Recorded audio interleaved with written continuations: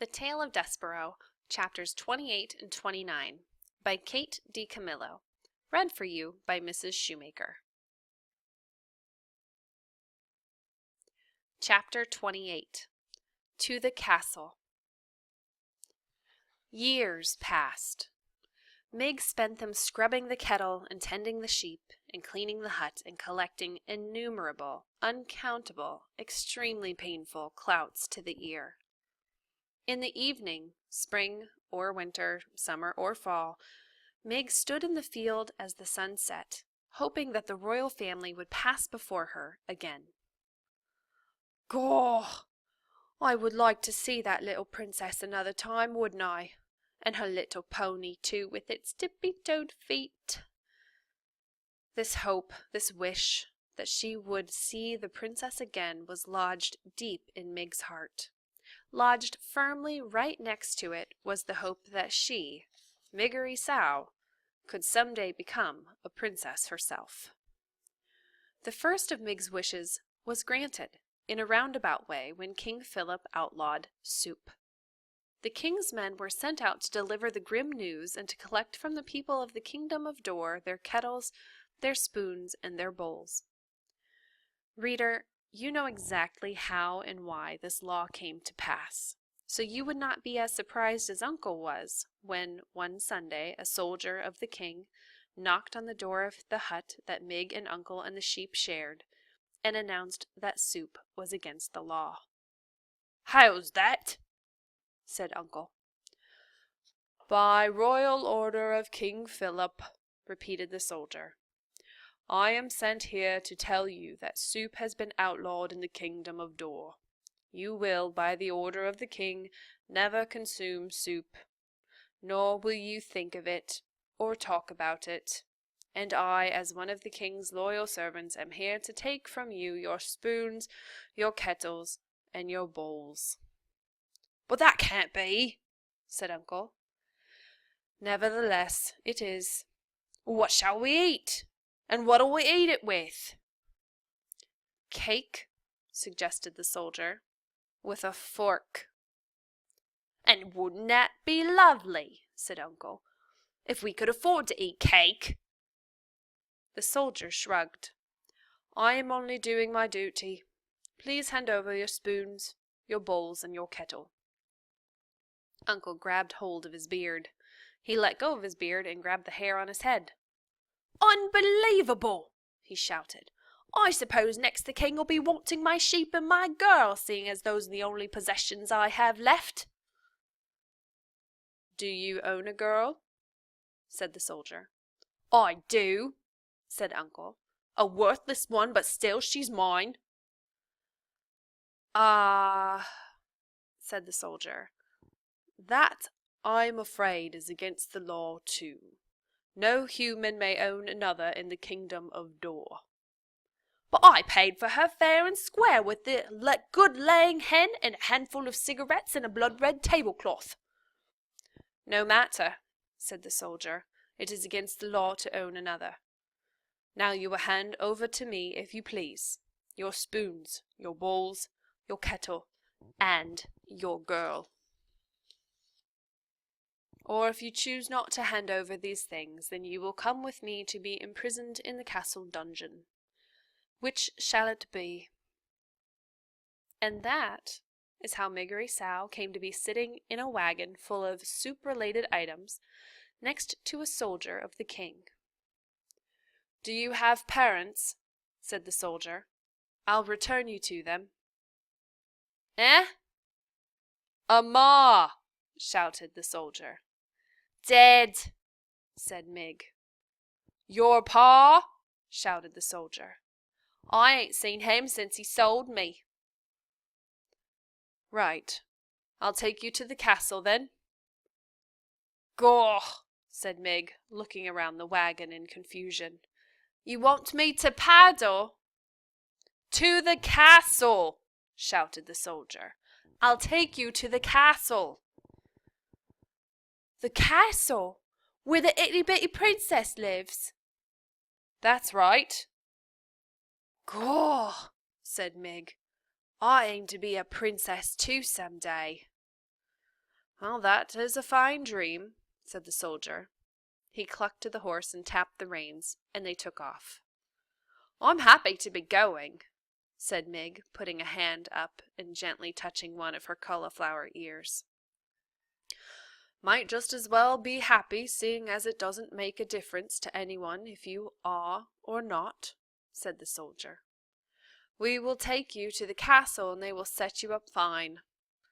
You no longer will be a slave. You will be a paid servant. Huh? Said Mig. You will be a servant, shouted the soldier, not a slave. Gaw, said Mig, satisfied. A servant I'll be, not a slave. She was 12 years old. Her mother was dead. Her father had sold her. Her uncle, who wasn't her uncle at all, had clouded her until she was almost deaf.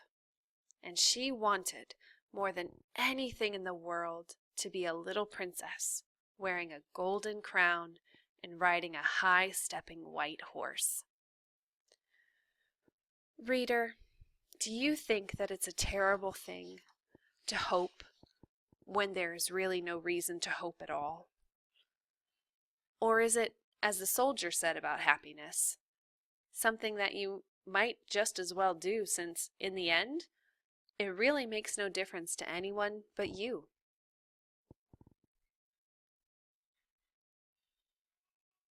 Chapter 29. Start with the curtsy and finish with the thread. Miggery Sow's luck continued.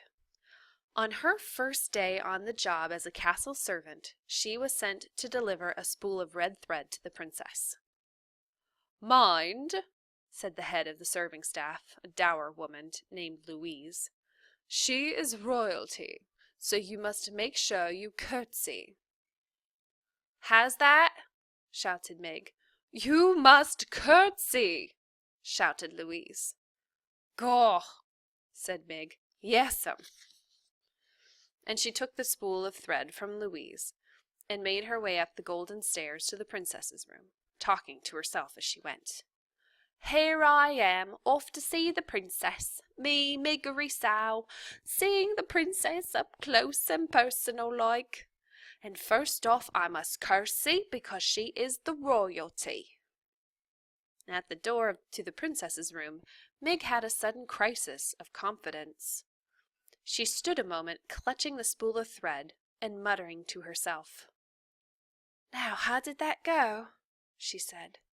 Give the princess the thread and then give her a curtsy? No, first the curtsy, then the thread. That's it. Gaw, that's right. That's the order. Start with the curtsy and finish with the thread. She knocked at the princess's door. Enter, said the P. Mig, hearing nothing, knocked again. Enter, said the P. And Mig, still not hearing nothing, knocked yet again. Maybe, she said to herself, the princess ain't to home. But then the door was flung wide, and there was the princess herself, staring right at Miggery Sow. Gaw, said Mig, her mouth hanging open. Hello, said the bee. Are you the new serving maid? Have you brought me my thread? Curtsy I must, shouted Mig. She gathered her skirts, dropped the spool of thread, stuck a foot out, and stepped on the spool, rocked back and forth for what seemed like quite a long time, both to the watching princess and the rocking Mig, and finally fell to the floor with a Miggish thud. Whoopsie, said Miggery Sow. The P could not help it. She laughed. Well, that's all right, she said to Mig, shaking her head. It's the spirit of the thing that counts. How's that? Shouted Mig. It's the spirit of the thing that counts, shouted P. Thank you, miss, said Mig. She got slowly to her feet. She looked at the princess. She looked down at the floor.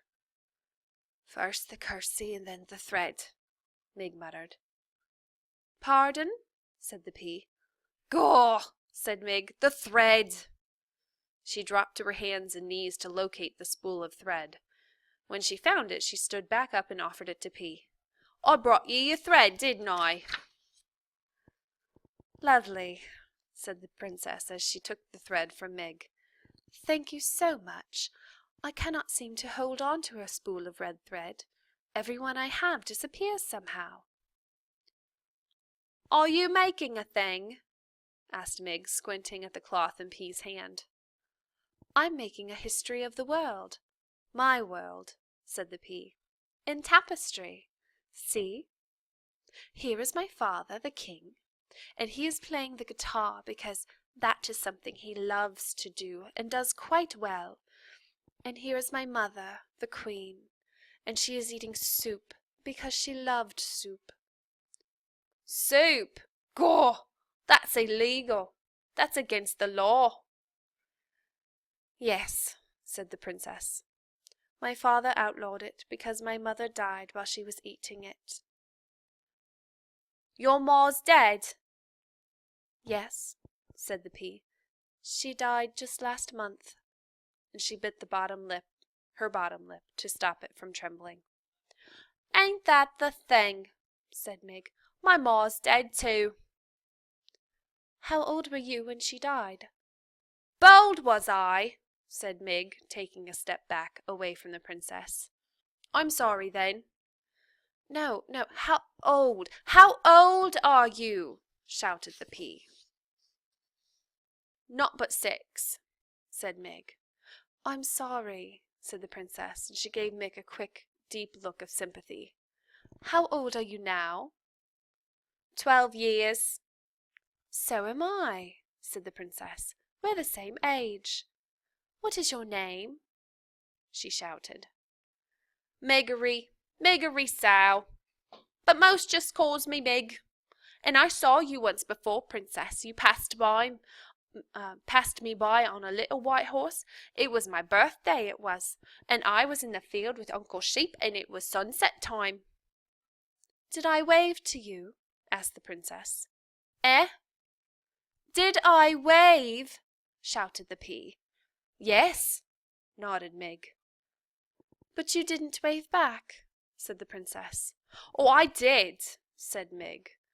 Only you didn't see me. Some day I will sit on a little white horse and wear a crown and wave. Some day, said Mig, and she put up a hand to touch her left ear. I will be a princess too. Really, said the P, and she gave Mig another quick, deep look, but said nothing else.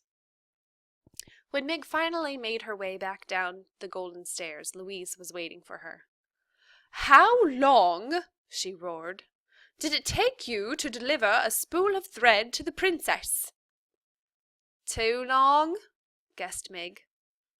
That's right, said Louise, and she gave Mig a good clout to the ear. You are not destined to be one of our star servants. That is already abundantly clear. No, ma'am, said Mig. That's all right, though, because I aim to be a princess. You, a princess? Don't make me laugh. This, reader, was a little joke on Louise's part, as she was not a person who laughed. Ever. Not even at the notion as ridiculous as Miggery Sow becoming a princess.